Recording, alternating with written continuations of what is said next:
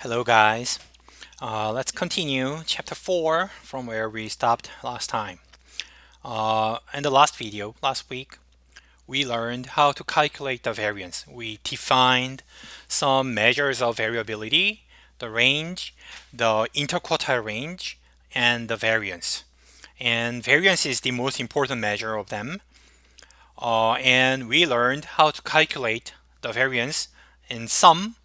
Simply speaking, the variance is the average of squared deviations, right? If you remember, the squared deviations capture the distance between an observation to the center, which is the mean. So the variance captures how far the observations are from how far they deviate from the mean, right? And we considered an example of investment, and here I asked you to calculate the mean, the variance in this case. So we have done this, and and by the way, we are going to use this example again. Let me review the example first. So we considered a financial asset, and we are investing on this asset, and the distribution of the return is given by this. You may lose $10, or you may gain $20, or you may gain nothing, and probabilities are given. And so say this is the original asset, and on top of this, we additionally consider a fee of $1. So you are paying $1 just to buy that asset. So the gain and loss is subtracted by the fee. So you recalculated the variance considering the fee with different outcomes. And what we found here is that the mean becomes 5. The mean decreases from 6 to 5. So $1 decrease is exactly the fee. So the mean decreases as much as the fee. However, what's interesting is that the variance does not change. The variance did not change even after the fee. So now let's change the problem in another dimension. So now instead of the fee, we will forget about the fee, but now we are going to increase the investment scale by 10 times. You are investing 10 times more than the original investment. So the gain and loss also inflated by 10. So previously in the original investment, the loss was $10, but now if you lose $100. But when you gain $200, not 20. So in this case, and it's another exercise, try find the variance. Try it by yourself and see what you get, and especially see how this new variance is related to the previous variances. We are going to study a property of the variance using this example. So stop the video and please do the algebra and compare your answer with mine. I'm going to turn to the next page. If you have not finished the question yet, please stop here. Oops. So if you calculate the mean, first we calculate the mean. Mean is the sum of weighted outcomes. So outcomes, there are new outcomes, but the probabilities are the same. Multiply, multiply, multiply. We get minus 20, 0, 80. Sum equals 60. So now, because you increase the scale by 10 times, the mean also increased by 10 times. So the original mean was $6, but now when you invest 10 times more, the expected return becomes $60. So increased by exactly 10 times. But using this mean, we are looking for the variance. If you calculate the deviation using the mean, so mean was 60, so subtract mean from these outcomes. So 100 minus 100 minus 60 equals minus 160, and 0 minus 60 equals minus 60, and 200 minus 60 equals 140. So these are deviations. So the distance, the how much this outcome deviates from the mean. So expected return is $60, but when you lose $100, it means your outcome is $160 below the expected return. And when you gain $200, it's $140 above the return, the expected return, right? That was the meaning of the deviations. And then square them. It's a little bit, maybe you may need calculator. So anyhow, it's easy. It's not that difficult. If you square 160, then it becomes 25,600.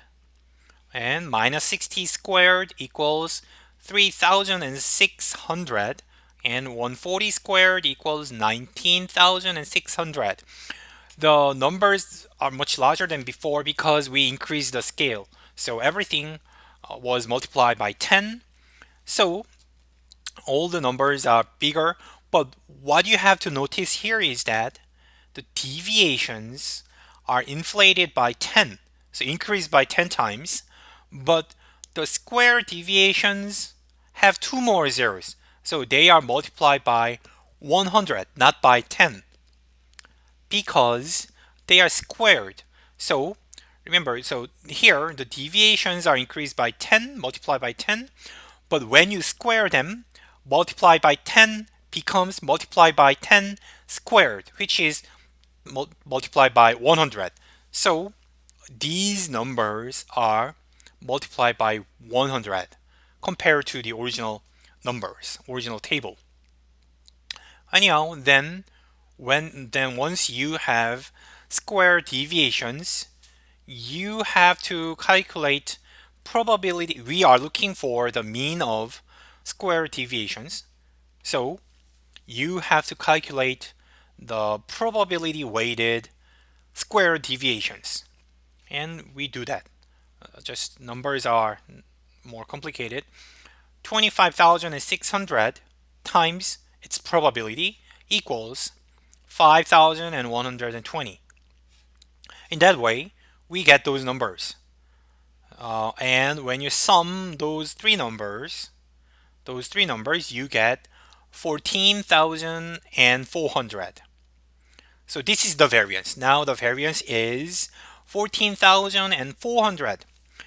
Remember, in the previous previous exercises, the variance was 144. So when you increase the investment scale by 10 times, the variance has been increased by 100 times. That's an interesting result. So let me summarize what we have done. We considered three numerical examples. The first is the original one, minus 10, 0, 20. Probability is always the same, and I'm going to call this x, say, simply. X is minus 10, 0, or 20. But in the second example, I subtracted $1 from everywhere. So it's minus 10 becomes minus 11, 0 becomes minus 1, 20 becomes 19. And in the third example, I multiplied 10 to the first example. So minus 10 becomes minus 100, plus 20 becomes plus 200.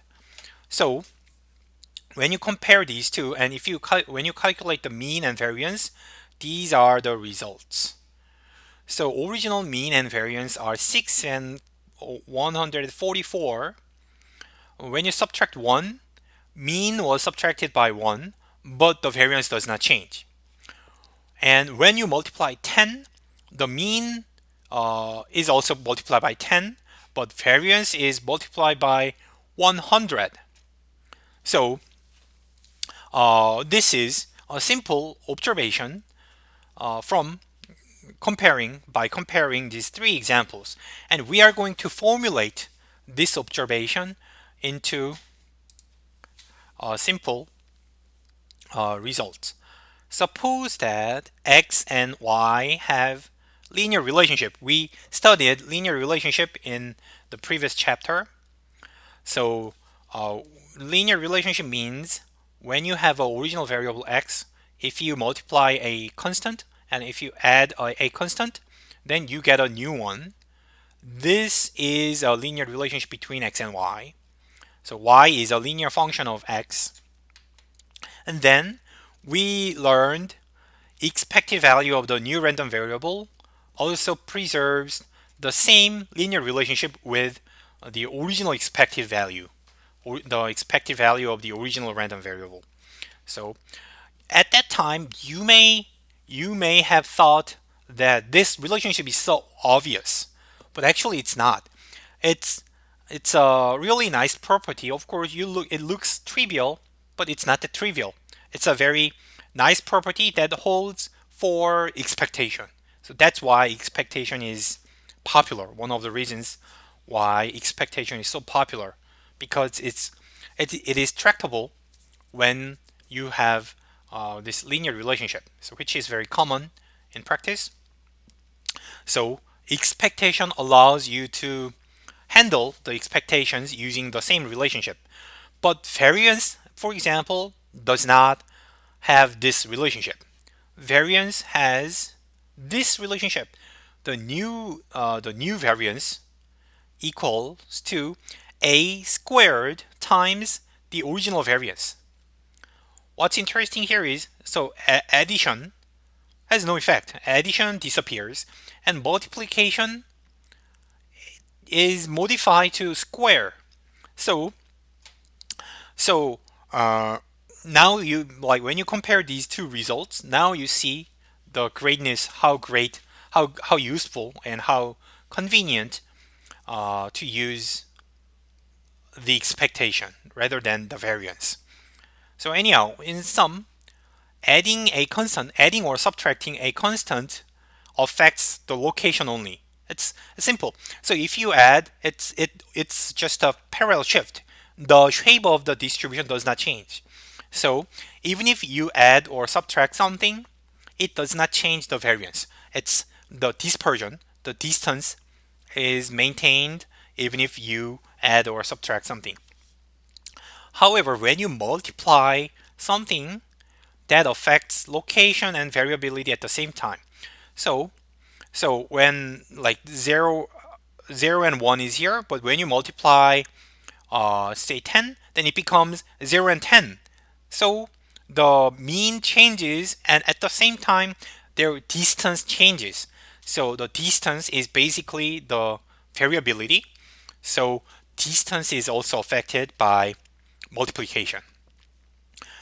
So that's a very useful result, and I'm going to continue in the next video about this result. Thank you.